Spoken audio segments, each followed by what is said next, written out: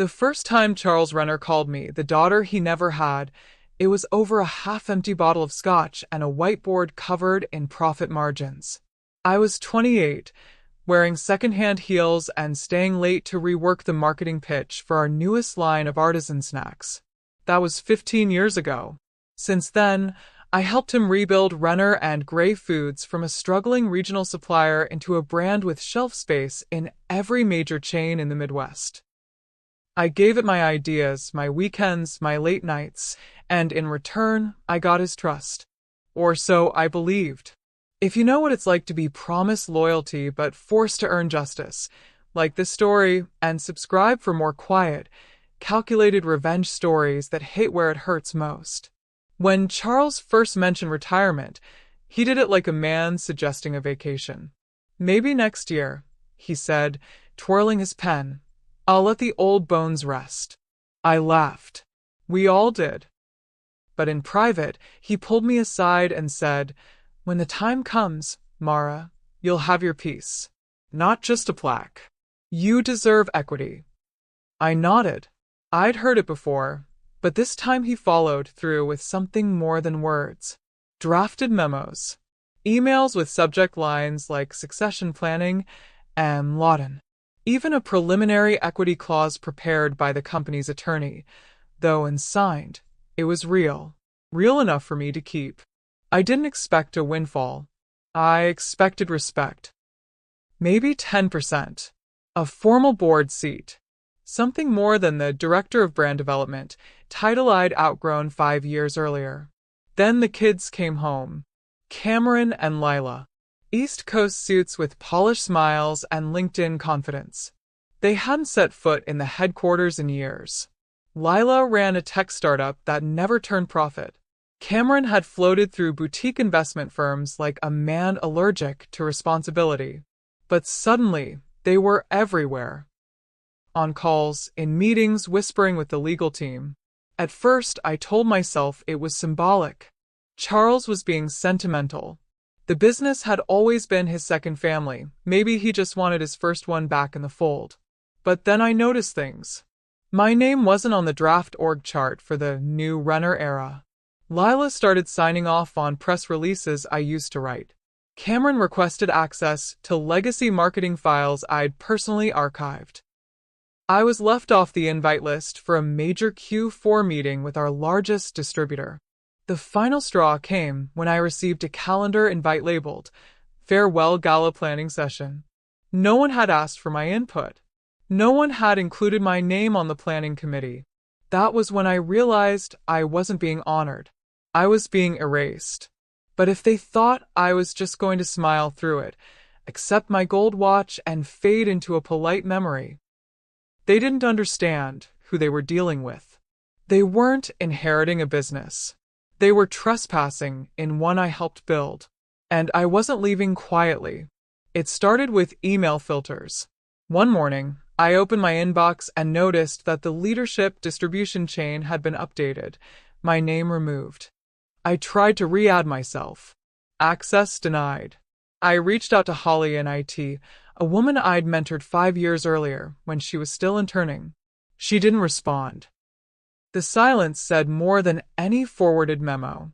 I was being shut out, systematically, efficiently, and without a single confrontation. That was the Renner way. Polite smiles, soft betrayals. In the break room, Charles's assistant, who once brought me coffee just because, avoided eye contact. Lila now sat in the office next to his, glass walls covered with scribbled flowcharts about brand reimagination. Cameron spent his days behind a closed door, occasionally emerging to mispronounce the names of our oldest vendors. Neither of them asked about my team. They didn't need to. Word was spreading. Mara Lawton was being sidelined. But what they didn't know, what they never thought to ask, was what I still had. I had the paperwork. Every quarterly report I'd ghostwritten and Charles had signed. Every early draft of the equity plan that bore my name in legal ink, even if not on a final contract. I'd printed and stored everything over the years, not out of paranoia, but habit. I'd always known that proximity to power didn't mean protection. especially when you weren't born into it. At night, I went home and built timelines, scanned documents, labeled folders. The clause I found in the draft succession agreement was simple, almost too simple. In the event of retirement or exit, M. Lawton is entitled to a 12% equity share, reflective of prior investment and performance-based contribution. Reflective of prior investment. That line was everything. I found the old emails from Charles thanking me for delaying salary bonuses to fund an expansion that saved us in 2009. I found the emergency loan I co-signed during a year when no bank would touch us. I found evidence of the personal capital I had risked, capital the new heirs hadn't even known existed. Still, I didn't go to Charles. Not yet. Because this wasn't about asking. It was about setting the board. They were planning a gala, a public goodbye, with media coverage, client speeches, and a formal reveal of the new leadership. The perfect moment to be forgotten. Or remembered. I called Vince, a discreet attorney I once saved from a PR crisis when his daughter's startup collapsed. He owed me. Within a week, we had everything: the documentation, the valuation, the clause. It wouldn't just hold an arbitration, it would burn in headlines. But I didn't want a court battle. I wanted recognition. And they were going to give it to me, in front of every person who thought I was just another woman who stayed too long, worked too hard, and expected too little. They thought the gala would be their legacy. I planned to make it my stage. The first step was getting invited to the gala I was never meant to attend. They couldn't bar me outright, not without drawing attention. I was still technically an executive, one without real power, but with a job title and a door with my name on it. So I RSVP'd without asking, copied Lila and Cameron in the reply, and waited for the discomfort to settle. It came quickly. Lila stopped acknowledging me in hallways. Cameron walked the long way to the conference room. Charles? He smiled a little too brightly, asked me once if I was doing okay, like I'd just been dumped by the company I'd built. They thought I was holding on. I was building momentum. The gala was scheduled for the last Saturday in March. Black tie. Industry bigwigs. Media coverage arranged by an agency Lila hired for optics. The invitation read like a coronation, celebrating the legacy of Charles Renner and welcoming a new era at Renner and Gray. My name, of course, appeared nowhere. But I had something better than a seat at the table. I had a stage. I partnered quietly with a longtime vendor, Jordan Wyatt, the AV director for every major company event since 2012. I'd helped his daughter get her first job out of college. Loyalty, when earned quietly, sticks. He agreed to switch out the event's slideshow file just before it played. I handed him a flash drive. Simple title, for Charles. I also printed packets. Bound. Labeled. Sealed with my initials. Inside, the clause from the succession agreement. Scans of the emergency loan. Time-stamped emails. Board minutes from years ago where Charles acknowledged my contributions on record. All signed. All legal. All damning. These weren't threats. They were receipts. I wasn't asking for shares. I was announcing my claim. The morning of the gala, I wore navy instead of black. No red carpet, no performative grief. Just tailored confidence and the stillness of someone who knew the ending before the story started. Vince, my attorney, sat in the third row. Uninvited, unnoticed, until needed. At 7:15 p.m., Lila took the podium. Smiled like she belonged there. She praised her father, the company, the team. Cameron thanked the legacy staff. Charles stood beside them, gracious and silent, as if orchestrating a smooth handover. Then I was called, reluctantly, mechanically, to say a few words. One of our longest-serving team members, the MC said. Not partner. Not leader. Not investor. I took the mic, smiled once, and said, Charles always said a company is only as honest as its memory. Tonight, I'd like to remind us who we are and who helped build this. The lights dimmed, and the presentation began. The first slide was a photograph, grainy, scanned from a Polaroid. Me and Charles, standing in front of the original Renner and Gray distribution center. My blazer was 2 sizes too big, and my smile was raw from working weekends. He had his arm around my shoulder like a proud uncle. The caption beneath read, 2007, the year we refused to fold. The room shifted. Cameron's posture stiffened. Lila's smile froze midair. Charles remained expressionless, but I saw it, the flicker. Recognition. Regret. Or maybe just the dawning truth that the story was no longer theirs to tell. The next slide was an internal memo dated 2009. The year sales dipped 40%, when half the industry declared bankruptcy. It showed a loan, $80,000, co-signed by me. No one had known, not even the staff. I hadn't done it for attention.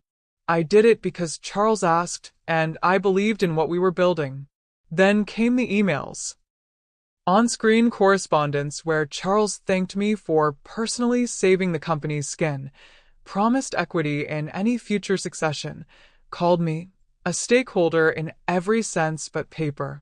I read his words aloud, slowly, let them hang in the air between us like smoke. Then I held up the folder. The packets, one for each table. Inside, the clause, the legal trigger, the valuation proof. According to this agreement, executed under Charles Renner's name, I said calmly, I'm owed 12% of the company, not as a gift, as compensation for 2 decades of risk, strategy, and sacrifice. And if anyone needs a reminder of what that's worth today, page 3 will help. A low murmur rolled through the room. Someone coughed. One of our largest distribution partners leaned in to whisper something to his colleague. A junior marketing manager I hadn't seen in years looked at me like I'd grown a crown. Charles stepped forward, took the mic. He didn't deny it. He didn't argue. He simply said, Mara has always been the backbone of this company. I should have handled this sooner. Handled. The word sat in my chest like ice. You should have honored it, I replied, still smiling. But tonight, I'll settle for acknowledgement. Lila walked off the stage. Cameron followed, jaw tight. The applause that followed wasn't thunderous. It was polite, restrained, but it was there. And it wasn't for Charles. It was for me, the woman who was supposed to disappear with a thank you plaque and a quiet smile. Instead, I burned the script and rewrote the ending live. The Monday after the gala, the air inside Renner and Gray tasted different. The staff walked a little slower past my door, like they weren't sure whether to look me in the eye or salute. My inbox, usually a flood of last-minute chaos, sat still. One email blinking unread. It was from Charles. The subject line, let's talk. I didn't respond. I let my lawyer do the talking. Within 48 hours, a revised ownership agreement was drawn up and notarized. 12%, with retroactive valuation adjustments and a voting board seat. They tried to negotiate. They suggested installments. I laughed. They knew better. What they didn't know was that I never planned to take more than what was owed. I didn't want control. I wanted clarity. I wanted the narrative restored to its rightful shape. The truth, laid bare in ink and facts, without theatrics or tears. Cameron resigned within a week. The story had legs, and he wasn't built for scrutiny. Lila stayed, barely. She kept her title, but the staff leaned on me when real decisions had to be made. Quietly, reliably, just like they always had. Charles came to my office once. He didn't sit, just stood there, arms folded like he was trying to recognize a version of me that had outgrown his memory. I never meant for it to go this way, he said. I nodded. You meant for it to go quietly. He didn't argue. That was the final gift he gave me, silence. Weeks passed, then months. The headlines faded. The board stabilized. And I got to work, not with the need to prove anything, but because the foundation was mine now, too. I cleaned out the office Charles used to occupy and moved in. I repainted the walls, replaced the plaques with framed notes from vendors I'd helped through lean years, photos of the team, receipts from milestones no one else remembered. This was my company now, not entirely, but undeniably. And the next time someone tried to erase me, they'd have to do more than remove my name from an email thread. They'd have to rewrite history. If this story hit close to home, if you've ever been pushed aside only to come back sharper, like this story, subscribe to the channel and stay tuned for more tales where loyalty is tested and power finds its way home.